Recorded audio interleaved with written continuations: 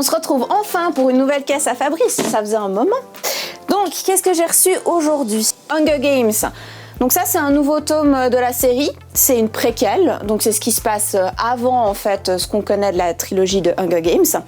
Et là, ça va s'attarder sur l'histoire donc du président Snow, qui à l'époque n'est pas président, donc s'appelle Coriolanus Snow, et qui va du coup aider une jeune fille du district 12 à essayer de gagner la compétition. Ça va raconter un petit peu ce qui se passe avant les événements qu'on connaît. Donc voilà, un bon gros livre, sympathique, donc je vous le laisserai découvrir si vous êtes intéressés.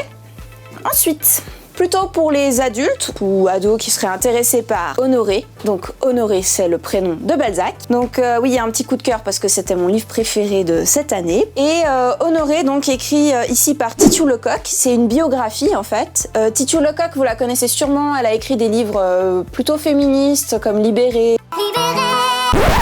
Des corvées de ménage. Elle va donc raconter l'histoire, la biographie en fait, mais d'un point de vue assez original de Balzac. Mais je sais pas comment décrire, mais d'un pathétique dans certaines situations. Il s'est mis mais dans des histoires, mais pas possible. Les problèmes d'argent, des histoires d'amour. On se sent emporté en fait par son histoire et en même temps, mais c'est drôle et c'est drôle. Vraiment, c'est un coup de cœur. Il faut le lire. Ça se lit vraiment plus comme un roman, quelque chose d'aventure que comme une biographie en fait. Et en plus, elle met plein de petits trucs perso dedans, donc c'est vraiment très sympa à lire.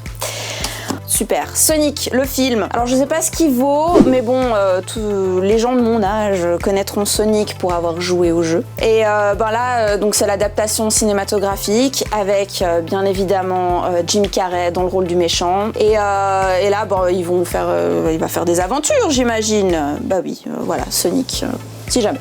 Histoire du soir pour filles rebelles, 100 femmes françaises extraordinaires. Donc ça fait partie d'une série, il y a plusieurs volumes, mais vous pouvez les lire indépendamment. Et là, c'est principalement sur les femmes françaises extraordinaires, donc qui ont par exemple arbitre de foot, passionnaux, lanceuses d'alerte, ministres, chanteuses, et à chaque fois il y a des portraits de femmes et c'est illustré en fait par des illustratrices, et puis il y a donc leur histoire, ce qu'elles ont fait. Ça peut être des personnes qui ont existé mais qui sont décédées, ou des femmes d'aujourd'hui en fait. Donc c'est très intéressant, et puis il y a plein de personnes de femmes qu'on ne connaît pas, et ça nous permet en fait de voir ce qui a été fait jusqu'à présent, et c'est toujours inspirant en fait. À lire pour filles et garçons, je précise. Et voilà le dernier livre pour aujourd'hui, Mon vieux toutou, de Nadine Brun-Cosme et Marine Pifaretti. Donc c'est l'histoire de Ninon, qui est la jeune fille, et Hector, qui est son chien. Ils sont très complices, ils font énormément de choses ensemble, ils ont une relation très tendre et très drôle.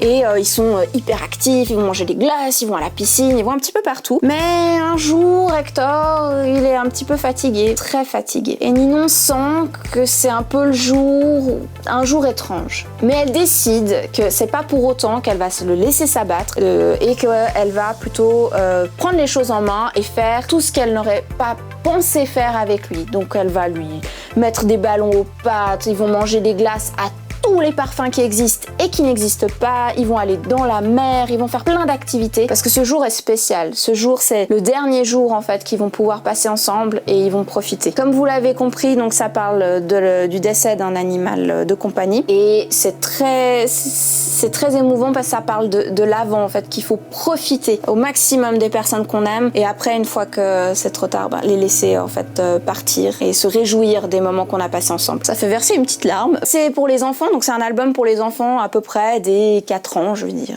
environ. Donc voilà, pour aujourd'hui, c'est tout. Donc j'espère vous retrouver une prochaine fois. Si vous avez aimé la vidéo, petit pouce bleu. Si vous n'avez pas aimé, petit pouce rouge, mais je serais drôlement déçue. Et puis, abonnez-vous, ça vaut la peine. On a plein de contenu, on va faire plus de caisses. On espère donc vous retrouver. À tout bientôt. Bonne journée.